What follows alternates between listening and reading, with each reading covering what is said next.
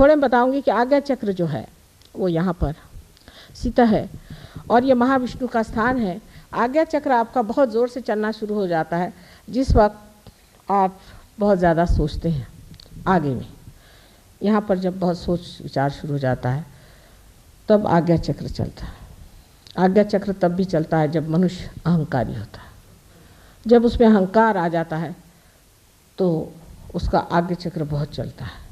और ऐसा आदमी जब अहंकार के दमन का प्रयत्न करता है तो वो अपने ही छाया के साथ लड़ते रहता है। अहंकार भी अपनी छाया मात्र है, मिथ्या है, वो कोई चीज़ है नहीं।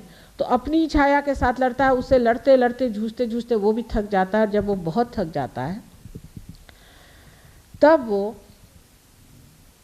दूसरे मार्ग ढूंढता है, जैसे वो शराब पीने लग जाएगा या किसी और औरतों के घर जाना शुरू कर देगा भागने के लिए, अपने से पलायन करने के लिए। वो देख नहीं पाता अपने अहंकार को।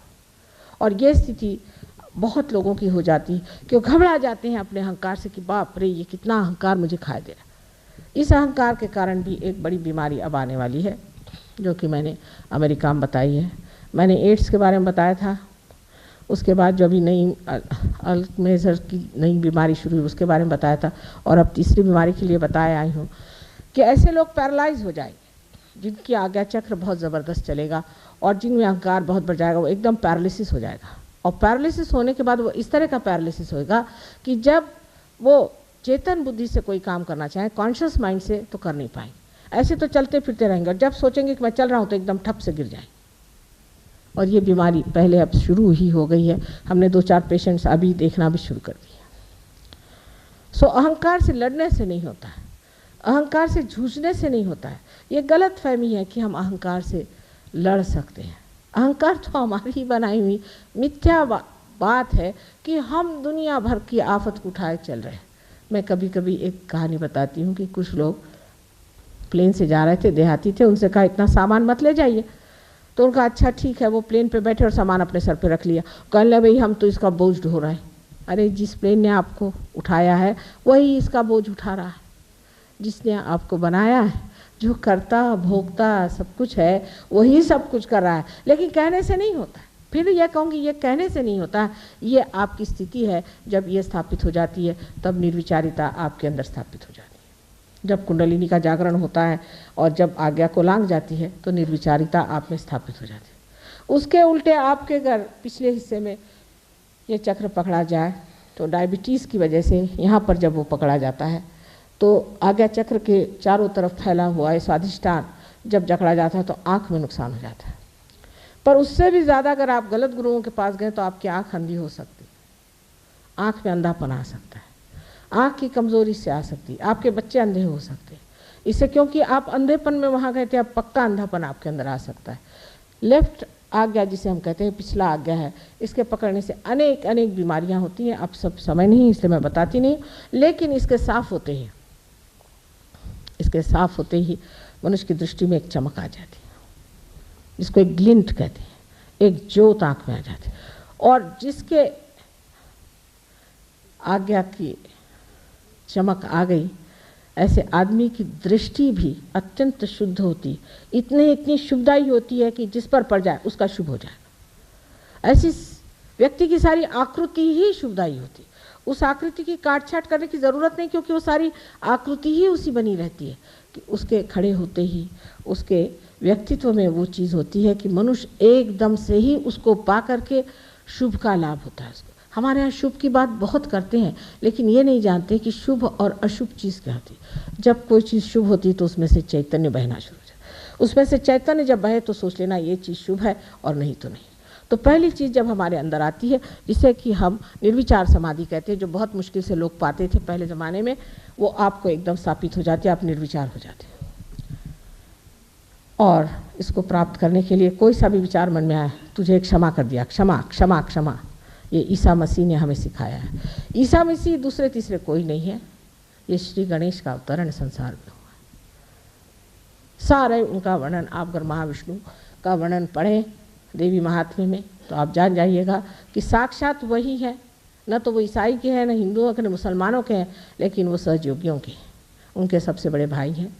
और वही जिस तरह श्री गणेश सबके पहले सबसे पहले सहयोगी हैं, उसी प्रकार ईसा मसीह भी। ईसा मसीह का नाम भी बड़ा सुंदर लिखा गया, क्योंकि उनका नाम ख्रिस्त है। ख्रिस्त हिब्रू में उनको ख्रिस्त कहते हैं। ख्रिस्त कृष्ण से आया। राधा जी का ही स्वयं महालक्ष्मी का स्वरूप था, और राधा जी ने ही मेरी के नाम पर, नाम से ही जन्म संसार में लिया, और उन्होंने ही ये बच्चा पैदा किया है। या आप अगर देवी महात्म्य पढ़ें तो आप जान लीजिएगा। और उस राधा का ही ये पुत्र है जो श्री कृष्ण से पैदा हुआ। और जब वो बाप की बात करते हैं तो सिर्फ श्री कृष्ण की बात करते हैं। ईसा मसीह की सिर्फ 2 उंगलियां ऐसी रहती हैं। ये उंगली विशुद्धि चक्र की है जो कृष्ण की है, और ये नारायण की। दूसरा नाम उनका जो जीसस है, उसको हिब्रू में यीशु कहते हैं। आप जानते हैं यशोदा जी का नाम यीशु ही होगा, उनको यीशु पुकारते थे, इसीलिए राधा जी ने सोचा कि इनका नाम यीशु लेते हैं। अब ये ईसाइयों को कौन जाके बताए और हिंदुओं को कौन जाके बताओ। जब मैं आपसे ईसा मसीह की बात करती हूँ तो लोग निकालते हैं कि माँ तो यहाँ सबको ईसाई बना रही है, और जब मैं वहाँ कृष्ण की बात करती हूँ तो सब लोग कहते हैं इनको मैं हिंदू बना रही हूँ। मुझे किसी को कुछ बनाने का नहीं है, मुझे सिर्फ आप जो हैं, जो आपकी चीज़ खोई है वो आपको देने की है, बस। इन सब झगड़ेबाजी में मैं हूँ नहीं। आपकी जो अंदर सुंदर स्थिति है उसको आपके लिए जो उसकी कुंजी जो है मुझे आपके सुपुर्द करनी है। अब सबसे आखिर सहस्त्रार आया। सहस्त्रार माने ये कि 1000 पंखुड़ियाँ से बना हुआ ये सहस्त्रार है, जिसे कि हम ब्रेन को अगर ट्रांसफर सेक्शन में काटें तो आप देख सकते हैं कि जैसे पंखुड़ियाँ जैसे उसके 1000 इस तरह से अलग अलग खंड दिखाई देते हैं साफ तौर पर। अब डॉक्टरों का झगड़ा है कि 9098 ही उसमें यह है नाड़ियाँ हैं, और 2 कम है तो उससे झगड़ा करेंगे। 998। उनसे झगड़ा करने से पहले कहिए कि आपको पहले तो 600 ही मिली हुई थी, उसमें क्या रखा हुआ है। जिस वक्त में सहस्त्रार खुलता है तो जैसे कोई बड़ी सुंदर दीप शिखाएँ जो कि शांत तापहीन है और जो कि अनेक रंगों से प्लावित हैं, साथ ही रंग जिसमें चमक रहे हैं, इस तरह से दिखाई देता है। कमल, सहस्त्रार का कमल इस तरह से खिलता है, और उसके अंदर कुंडलिनी जैसे कोई टेलीस्कोप खुलता है, इस तरह से खट खट खट खट ऊपर आकर के, और सोने के ढक्कन जैसा जो ये आज्ञा चक्र है जो कि सूर्य का बिंब उसमें है, उसको छेद करके यहाँ पर लिम्बिक एरिया, जो कि बीच में एक लिम्बिक एरिया जो खोखली जगह है जिसे लिम्बिक एरिया कहते हैं, उसमें से निकल करके और सहस्त्रार यूँ खुल जाता है।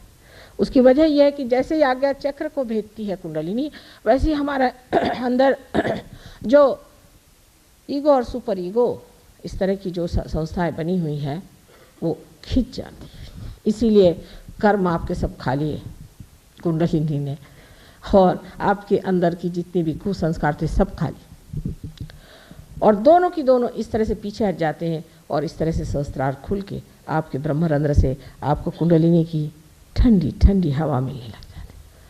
कभी कभी विशुद्धि चक्र खराब होने से हाथ में नहीं महसूस होता, पर विशुद्धि ठीक होते ही आपको वो भी महसूस होता है। उसको कैसे ठीक करना चाहिए वगैरह सब आपको ये लोग यहाँ बताएंगे। अब आखिर में मैं बहुत आभारी हूँ आप सबके कि आपने मेहरबानी से इतनी देर बैठ करके सारी बातें कुंडलिनी के बारे में जानी।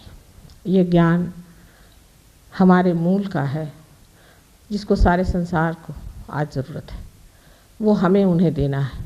उनको गणेश सिखाते सिखाते तो 7 साल बीत गए, और उसके बाद उनको विष्णु जी सिखाते सिखाते और 7 साल बीत गए। 12 वर्ष का तो वनवास मैंने कर लिया, और पता नहीं और कितना वनवास करना पड़ेगा। लेकिन अगर आप लोग सुसज्ज हो जाएं तो आप इनको ये सारी बातें बहुत सुंदरता से समझा सकते हैं। दूसरी बात यह है कि आपने जो शिकायत की वो ठीक है कि मैं सिर्फ 3 ही दिन के लिए आई यहाँ पर, और मुझे और दिनों के लिए आना चाहिए। अब जब भी आऊँगी तो कम से कम 15 दिन यहाँ रहूँगी।